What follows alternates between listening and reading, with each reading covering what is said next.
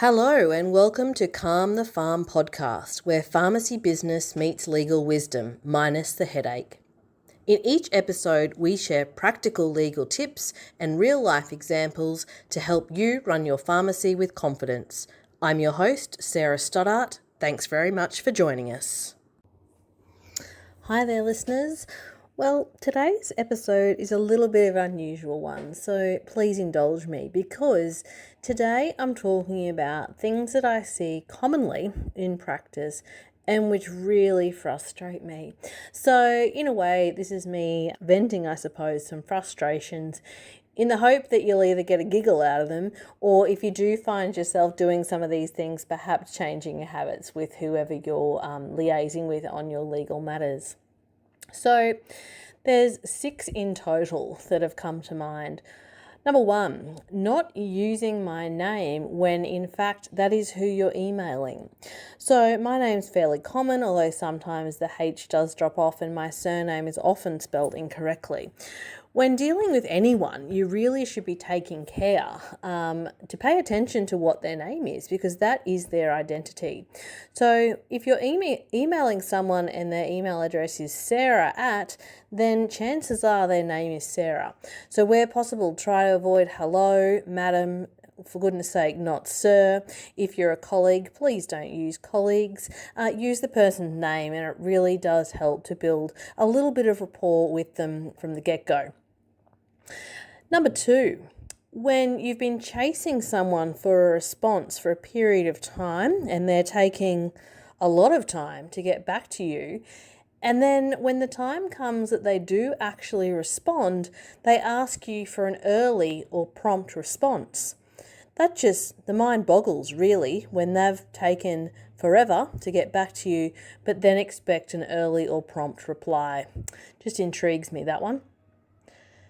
Number 3, and this one's for those who engage with lawyers, or we call them our clients.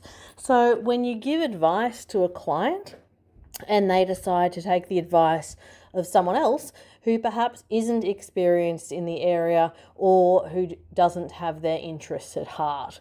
So when you engage a lawyer, you're engaging someone, hopefully, with expertise in the area that you're looking for advice in or on, and you're paying that person to give you the advice.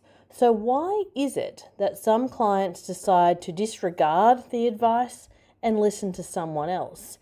Again, the mind boggles on that one, because certainly there are people out there who might be talking to our clients for various reasons and who absolutely don't have their interest in heart.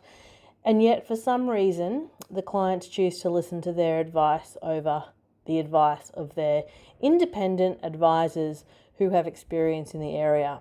So if you do find yourself taking advice from someone other than those you're paying to give you the advice, really take a step back and ask yourself, why are you doing that? And is that in your best interests? Number 4, the regulatory approval system. So this one is just a bit of a giggle, really. So we deal with the Australian Department of Health system, as well as the state pharmacy regulator and other healthcare regulators in each state of Australia. And every time we do, I ask myself, why are these systems not more automated? So if you are familiar with these systems that you're working with, you'll know that some of it is automated, or at least has gone to some sort of electronic form in the last couple of years.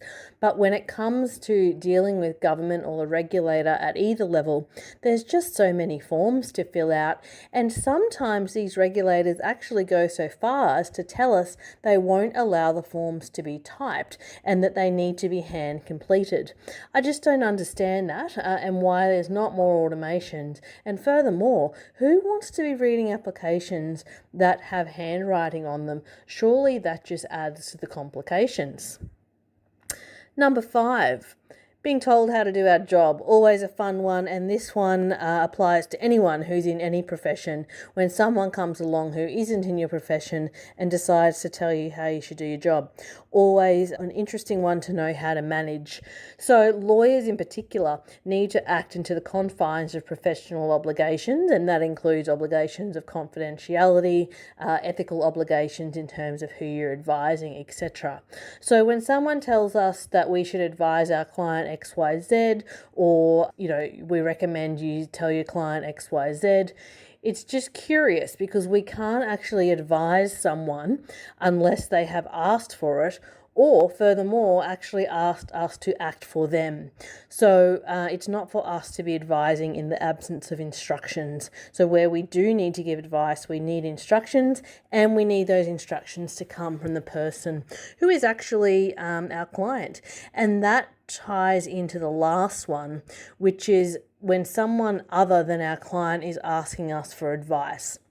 So sometimes we might have a broker, for example, or a bank tell us that we should advise our client on XYZ. That's fine. However, we need to actually be clear on who is asking for the advice, because ultimately it's the client paying the bill. So if there is a third party that needs advice on a particular topic, perhaps they ought to consider engaging a solicitor to obtain advice themselves so that they're clear, rather than doing it at the expense of someone else. So I can now breathe. I've got some frustrations off my chest. I appreciate you indulging me in that. And I'm curious, what frustrates you in your profession? Feel free to drop me a note or a comment, and I look forward to speaking to you soon. Until next time, take care.